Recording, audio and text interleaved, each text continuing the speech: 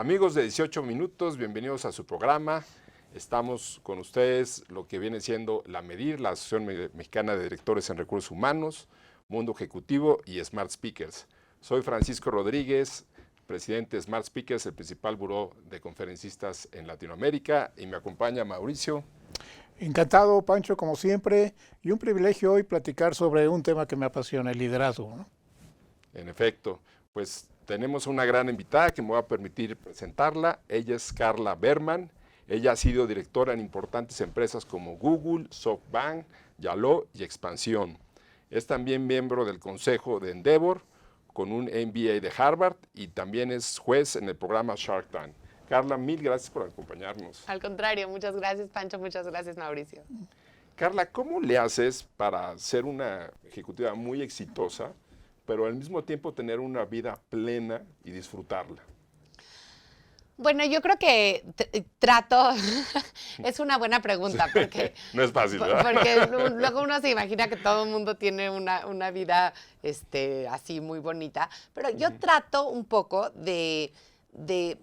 para mí es muy importante mi carrera y es muy importante mi familia. Siempre cuento que una vez nos hicieron una de estas dinámicas de equipo y teníamos que escribir 2 palabras que nos describieran en una post-it. Y todo el mundo se tardó muchísimo tiempo en escribirlas y yo fue como rapidísimo y yo puse mamá trabajadora, ¿no? Y los otros ponían, ya sabes, creativo y juicioso, atento al detalle y ambicioso. La verdad, a mí no me costó nada de trabajo pensar cuáles eran las 2 palabras que me describían.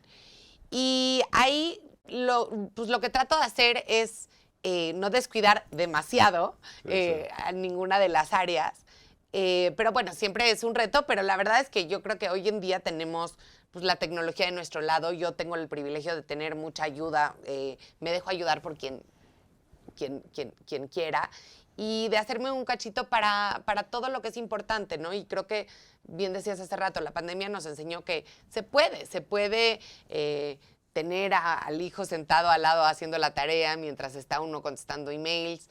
Y creo que también las empresas se han vuelto mucho más abiertas a tiempos flexibles, ¿no? Sí, gracias.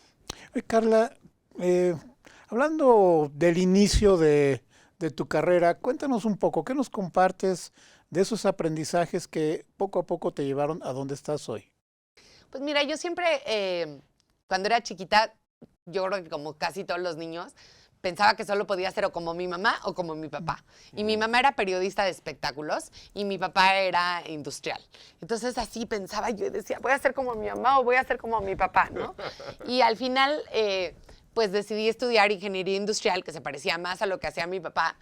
Pero siempre me gustó mucho todo el tema que tenía que ver con la comunicación, con el entretenimiento. Y entonces muchos de mis trabajos fueron en empresas que tenían que ver con, de alguna manera, comunicación, entretenimiento, tecnología.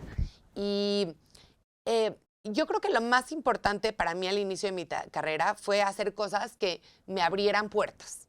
Creo que a veces pensamos que a los 18 años tenemos que saber exacto qué vamos a estudiar, qué subespecialidad y a qué nos vamos a dedicar. Y yo creo que al revés, lo que hay que hacer es abrir puertas a estudiar. Yo siempre les recomiendo a los chavos que estudien carreras amplias. Hoy en día que están tan de moda las carreras de administración de empresas deportivas, yo creo que no hay que hacer eso. Yo creo que hay que estudiar disciplinas que te ayuden a pensar y aprender solito, y luego el mundo un poco te va llevando, pero tienes que tener una caja de herramientas suficientemente amplias para que si después a los 23 decides que las empresas deportivas siempre no eran lo que más querías hacer en la vida, no estés demasiado metido en un nicho muy chico, ¿no? Correcto. Oye, ¿nos puedes platicar un poco del proyecto que llevaste de Woman at Google? ¿De qué trataba y cómo era? Bueno, Google yo creo que es una de las empresas que más ha influenciado al resto de las organizaciones del mundo en cómo se debería de ver el futuro del trabajo, ¿no? Desde sus espacios superlúdicos y abiertos hasta tener beneficios muy divertidos y muy holísticos para sus empleados. Pero quizás lo más importante que yo creo que Google ha traído a la cultura laboral es que el 100% del trabajo del empleado no debería de estar enfocado a su rol primario, siempre tienes que dejar un cachito de tiempo para hacer otras cosas.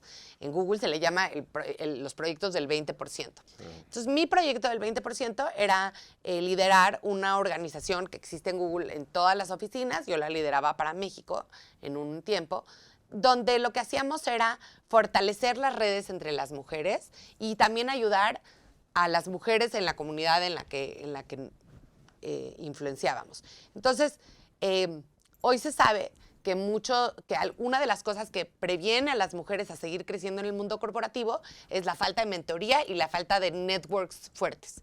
Entonces, ese era el objetivo primario que tenía Women at Google. Y entonces hacíamos programas de mentoría para mujeres con alto potencial, ayudábamos a tejer redes entre las mujeres más sólidas, y por otro lado también ayudábamos, escogimos un proyecto para México que fue hacer conferencias para mujeres que estuvieran en los últimos años de la preparatoria. Específicamente nos aliamos con el Instituto Politécnico Nacional y su red de prepas, y explicarle a las chavas cuáles eran las ventajas de estudiar una carrera que tuviera que ver con tecnología. Entonces fue padrísimo porque era un cachito de mi tiempo con mucho impacto, y eso me lo llevé para siempre por dos cosas. Una es, pues sí, hacer trabajo con mujeres y la importancia de los grupos de mujeres. Y la otra es la importancia de siempre dejar un cachito de tu tiempo para algo que no sea tu core, ¿no? Fíjate que me gustó que se salieron de Google, o sea, se fueron más allá al Politécnico, ¿no? Ayudar 100%. a mujeres de... No, y en el mundo esa organización ha hecho cosas con un chorro de universidades, con otras empresas donde hace poco, que yo ya no tuve nada que ver, pero bueno, siempre las veo con mucho orgullo, hicieron un playbook de cómo, porque muchas mujeres de otras empresas llegaban y decían, oye, queremos hacer la red de mujeres en Banorte o en Comex o en lo que Cemex o lo que sea. Y entonces dijeron, a ver, en vez de estarle platicando una a una, ¿por qué no publicamos un playbook para cualquier empresa del mundo o de México que quiera hacer un grupo de diversidad o un grupo de mujeres? Y así son los pasos, estas son las mejores prácticas y así lo deberías de hacer, ¿no? Es una excelente aportación, Carla. De ahí habrá que platicar sobre el tema, porque efectivamente es una de las iniciativas que social, organizacionalmente, etcétera, todo el mundo estamos procurando fortalecer e impulsar, ¿no? Quisiera regresar al tema de tu carrera. Yo creo que llevamos varios pasos cuando vamos creciendo, y lo que algunos consideran errores, fracasos, etcétera, yo lo considero más lecciones de aprendizaje, ¿no? Dentro de eso, ¿qué nos podrías compartir? Algo que no te haya salido como querías, pero que fue una gran lección de aprendizaje para ti. Pues solo tenemos 18 minutos, pero... Ahora menos. Sí, no, la verdad es que yo creo que, o sea, si no hay nada que te haya salido mal, es que estás siendo demasiado cauteloso y no estás tomando nunca ningún riesgo, ¿no? Entonces, a mí cuando las cosas me han salido mal es porque tomé un riesgo importante. Y en ese momento es muy duro. Y luego va viendo uno y dice, bueno, a ver, pues sí, estuvo horrible, pero pasó esto también bien, ¿no? Cosas que me han salido mal. Pues no he tenido muy malos años en términos de resultados porque tomé algún riesgo y decidí enfocarme más en un cliente que el otro, ¿no? Decidí unirme a un equipo donde mi jefe a lo mejor no era un buen mentor y me salió caro. Me corrieron, ¿no? Entonces, yo creo que hay siempre muchos topecitos en el camino, pero a mí siempre me gusta ver la gráfica de la bolsa de valores, ¿no? Del crecimiento de las acciones. Un ejemplo. Si uno hace un zoom, incluso durante el día, ¿no? Hoy que podemos incluso ver el precio de la acción por minuto, Sí. siempre hay estos como oscilamientos, ¿no? Sí. Pero entonces tú podrías ver la acción y dices, híjoles, qué mal está yendo la acción de Amazon, ¿no? Si haces un zoom out a un día, igual y le sigue yendo muy mal. Si haces un zoom out a 3 meses, igual y le sigue yendo muy mal. Pero si agarras y dices, a ver, a 5 años quiero ver cómo le ha ido a la acción, o al IPC, o etcétera, ves que va para arriba. Entonces, yo creo que siempre que te está yendo pésimo, tienes que pensar, ok, claro, pero en 4 años, esto va a ser así, no pasa nada, ¿no? Claro. Fíjense que Rosario Marín, una de nuestras conferencistas, nos pone el ejemplo, ¿no? Muchas veces estás en una situación que te sientes el peor, que te estás hundiendo, tranquilízate que vas a ver que en un año te vas a acordar y lo vas a ver como algo que ya lo superaste, ¿no? Claro. Y pues Y como así es dice el mundo, Carla, ¿no? ¿qué aprendiste? ¿Qué te dejó? Sí. Ujú. Oye, hablando de esto, ¿no? Incluso en su LinkedIn dice que es una optimista crónica, ¿no? ¿Por qué es esto? Fíjate que yo antes era muy pesimista, yo creo que como Sí. la gran mayoría de los mexicanos, porque nos ha tocado duro, ¿no? O Sí. sea, pues que devaluación, que corrupción, que tráfico, contaminación, crimen, Sí. ta. Y de pronto, yo creo que varias experiencias en mi vida me hicieron pensar que, pues te digo que igual no sirve de nada ser un pesimista, Sí, claro. ¿no? Y al contrario, hay bastante investigación al respecto que la gente optimista vive más, es más feliz, viviendo en las mismas circunstancias que los otros. Y entonces empecé como a pensar que la verdad es que tenemos muchas razones para ser optimistas. Hay un libro muy bonito que se llama The Time of Enlightenment, ahorita se me olvidó el autor, pero que habla de que realmente estamos viviendo en una época dorada donde hay el menor cantidad de muertes por hambre de la historia, la menor cantidad de guerras de la historia, no parece a veces, Sí, ¿no? sí. Las mejores oportunidades para las minorías, para las mujeres, etcétera. Y que entonces hay muchas razones para pensar que las cosas se van a poner mejor y que están muy bien. Y pues sí, la verdad es que alguna vez escuché a alguien decir que era un optimista crónico y me encantó y me lo robé. A veces digo que no tengo muy buenas ideas originales, pero Sí. robo con orgullo las de los demás. Y cuando tienes ese lente, siento que te ayuda a ver más oportunidades que impedimentos, ¿no? Y siempre digo que además para ser un profesional en el mundo del emprendimiento, en el mundo del venture capital, tienes que ser optimista. Porque si tú me dices cualquier startup de la región, yo te podría decir ahorita 10 razones por las que va a fracasar. Bien pensadas, bien argumentadas y reales. Pero entonces nadie nunca emprendería y ningún inversionista nunca invertiría en esos emprendimientos y entonces estaríamos estancados en una era sin innovación. Para que haya innovación, tienes que creer que algo va a salir bien. Claro. Y justamente sobre ese tema, ¿cuál crees que es ese primer paso? ¿Es ser optimista primero, creer que lo vas a lograr y luego, cuando estás innovando, qué sigue? 100%. Mira, yo no soy emprendedora, pero tengo una fascinación con los emprendedores, entonces me les pego como chicle. Entonces soy su consejera, soy su inversionista, soy su miembro de consejo, etcétera. Y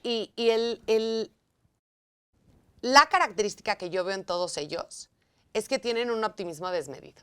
Cuando parece que todo se va a ir al carambas, dicen, sí, pero hay una pequeña posibilidad que este competidor no llegue a México o que cuando llegue a México no pueda contratar el talento o que los clientes nuestros decidan no irse con ese grandote. Y no siempre lo logran, ¿eh? Y muchos han quebrado varias veces y vuelven a intentar y vuelven a intentar. Y yo digo, eres muy valiente. O sea, ¿por qué no mejor ya con tu currículum te empleas? ¿No? Porque yo creo que puedo, yo creo que puedo. Y es como el método científico que todos estudiamos en la primaria, que es horrible, pero ya no lo enseñan en algunas escuelas. Y el método científico, ¿cómo es? Hipótesis, experimentación, conclusión. Claro. Pero ¿cuántas veces no sale la hipótesis? Todas, Así ¿no? es, Menos así es. una. Sí. Entonces, pues hay que seguir y seguir y seguir y seguir y pensar que al final todo va a salir bien, ¿no? De una o de otra manera. Carla, tú estás metida en varios consejos, en Endeavor, en grandes startups. ¿Qué tendencias ves para el 2024 en el mundo de los negocios? Mira, yo creo que te podría decir la fácil, ¿no? Inteligencia artificial. Pero yo digo que la inteligencia artificial es como el sexo adolescente. Y se lo robé a Dan Ariely también, que hablaba de Big Data, porque todo mundo habla de eso. Todo mundo cree que el otro sí lo está haciendo bien, pero la verdad es que nadie tiene idea. Hasta ahorita, Sí. ¿no? Eso no quiere decir que no va a ser importantísimo, pero no sé si el 2024 va a ser el año donde la inteligencia artificial va a cambiar todo. ¿Qué creo? Que hay algunas otras cosas que van a ser muy importantes. La primera va a ser el tener al consumidor en el centro de todo. Todas las empresas dicen eso, ¿no? Todas te dicen, el consumidor está al centro de todo, pero estoy segura que a ustedes les ha pasado lo mismo que a mí, que te hablan de un banco 17 veces, aunque ya les dijiste que no te interesa la tarjeta de crédito o que ya la tienes. Entonces, el consumidor no está al centro de todo. Entonces, yo creo que realmente el consumidor al centro de todo, no como speech de ventas, sino como realmente tener la tecnología y la organización y los equipos, tiene que ser algo que va a cambiar importantemente. Otra tendencia muy importante que sí creo que ya se está materializando, todo el mundo habla de ello, el nearshoring. Pero cuando hablamos de nearshoring, pensamos en grandes fábricas que se vienen a instalar. Ese es uno, y va a ser muy importante. Pero el nearshoring de los trabajadores del conocimiento me parece que es aún más importante. Tenemos a grandes empresas que no operan en México y que están contratando decenas y cientos de ingenieros, contadores, abogados en México para trabajar para sus filiales en Estados Unidos y en Europa. Entonces, hoy en día, un buen candidato, no solo compites con las grandes empresas mexicanas o con las transnacionales que operan en México, sino con transnacionales que no operan en México y que están contratando un chorronal de ingenieros aquí, ¿no? Y la tercera yo creo que es la innovación abierta. Y creo que las empresas grandes se están dando cuenta que, aun si son muy grandes, tienen que de alguna manera convivir con el ecosistema emprendedor a través de fondos de capital que empresas se invierten en emprendimientos, a través de programas de incubación de emprendimientos o a través de programas de innovación abierta donde dicen, a ver, yo no voy a invertir en ninguna startup, pero quiero ver cómo sí puedo trabajar con startups porque me inyectan de cierta manera esos bríos de innovación, ¿no? Gracias. Caramba, no sabes qué coraje me da que 18 minutos sean tan rápidos, pero que estamos ya casi al final del programa, pero 2 o 3 factores, Carla, que hoy veas distintivos, diferenciadores de liderazgo, dadas las circunstancias actuales y lo que estamos viendo a corto y mediano plazo. Pues yo creo que el más importante es que el liderazgo por influencia o el liderazgo no formal cada vez es más importante. La verdad es que cuando yo empecé mi carrera, pues yo hacía lo que mi jefe me decía porque era mi jefe, ¿no? Y pues él tenía más información de la que yo tenía en ese momento. Creo que hoy en día realmente el título de jefe, pues sí te da algo, pero uno, te da poco, la gente queremos que cuestione mucho más las decisiones de un jefe. Y 2, en muchos puestos ni siquiera tienes la autoridad formal, ¿no? Las organizaciones cada vez son más como matriciales y células que se abren y se cierran, y entonces tienes que influenciar a 6 equipos para que hagan lo que tú necesitas que hagan para lograr un objetivo. Entonces, yo creo que el liderazgo a través de la influencia cada vez es más importante. Es lo más difícil del mundo, pero creo que es muy importante. Claro. Pues muchísimas gracias, Carla. Además, les digo que Carla es una gran conferencista de Smart Speakers, obviamente. Obviamente. Para mí ha sido un privilegio enorme que ustedes me han permitido darme cuenta que pues hay gente que le interesa lo que yo tengo que decir. Es una enorme responsabilidad y lo hago con muchísima alegría y también con mucha responsabilidad. No, pues mil gracias, Carla. Pues mil gracias, amigos de Mundo Ejecutivo, de La Medir y de Smart Speakers. Mauricio. No olviden compartir este video con optimismo verdaderamente sólido. Hasta luego y hasta la próxima.